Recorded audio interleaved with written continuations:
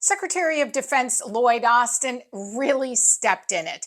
He got into a verbal tangle with Representative Matt Gaetz of Florida in a recent hearing.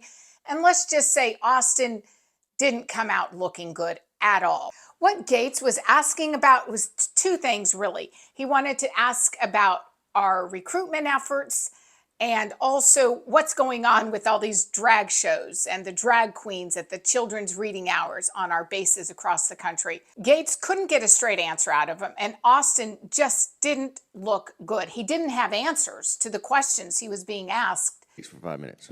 Mr. Secretary, you told Senator Schmidt yesterday that if the 8,000 plus service members who've been separated from the military due to the vaccine mandate want to reapply, that they're welcome to do so, but that you would do nothing to solicit their reapplication or to incentivize it. Why is that?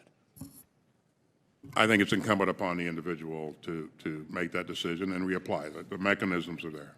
Yeah, but why don't, I mean, you're overseeing a recruiting nightmare in our military right now. These are 8,000 patriots. And by the way, your department broke the law in administering the vaccine mandate. And that's not me saying so. That's the Inspector General for the Department of Defense who wrote on June 2nd of 2022, we found a trend of generalized assessments rather than the individualized assessment that is required by federal law.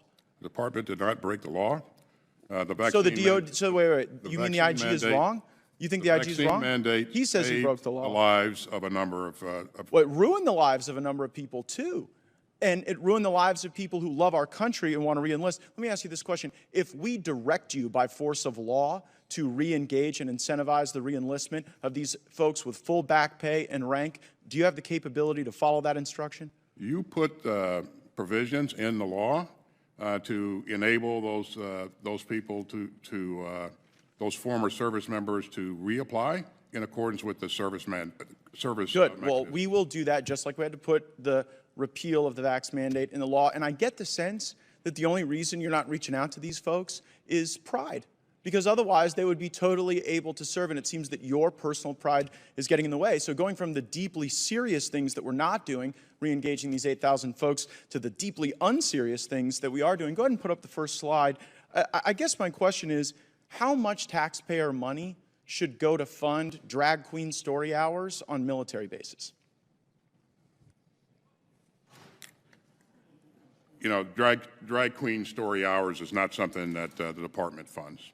Well, wait a second. That's actually not what the record seems to suggest. You were going to fund one at Ramstein Air Force Base. That one got canceled, but that's DOD insignia. That's a drag queen story hour for children. Then also at Malmstrom Air Force Base outside of Great Falls, Montana, you had a drag queen story hour for kids. At the Joint Base Langley Eustis, you put on a drag queen story hour on a Saturday for the first ever kid-friendly diversity, equity, inclusion summer festival. And at Nellis Air Force Base, you had the Drag You Nellis on June 17th. Who funded these things, Mr. Secretary?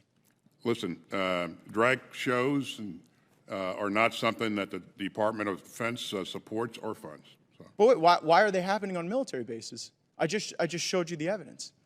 Why are they happening? I will say again, this is not something that we support or fund. Well, so you think hosting a drag queen story hour on a military base isn't supporting the drag queen story hour? I stand by what I just said. But you may stand by it, but it's belied by the evidence over and over again. I mean, are you aware? I think a lot of you are probably veterans, or you have family members who have served, and they've done so proudly. We have the greatest fighting force the world has ever known. But in recent years, there has been this crazy attempt to impose a radical political agenda on our armed forces. It has really deteriorated our fighting force. As you know, recruitment is at an all-time low right now. They're really struggling to get people to want to be in the service. And I think that has to be in part to the fact that nobody wants to be forced into some sort of a political ideologue organization where these things are shoved down your throat. My father is a veteran from the Air Force, graduate of the United States Air Force Academy, and he's getting ready to go to his 60th class reunion later this summer. And he's been a huge, huge supporter of our academy for, all these years, 60 years since he left. But he considered not going to this year's reunion because he knows what he's going to face when he gets there. The three-star general, who is the commandant at the Air Force Academy, is imposing this woke agenda.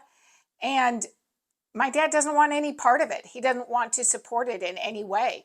And in fact, he said that the graduates like him from previous years who will be attending the reunions have been asked not to ask any tough questions of the general when they get an opportunity to hear from him. And that's just sad and pathetic. And it just tells you that these wokies in our military don't want to be challenged. If you like what we're doing here at Americans for Limited Government, we would love to hear from you. Comment, what do you think is going on? What's the solution? How do we get rid of these radicals who have infiltrated our military? And, then like and share the video and let other people know what we're doing, and subscribe to us on YouTube and Rumble.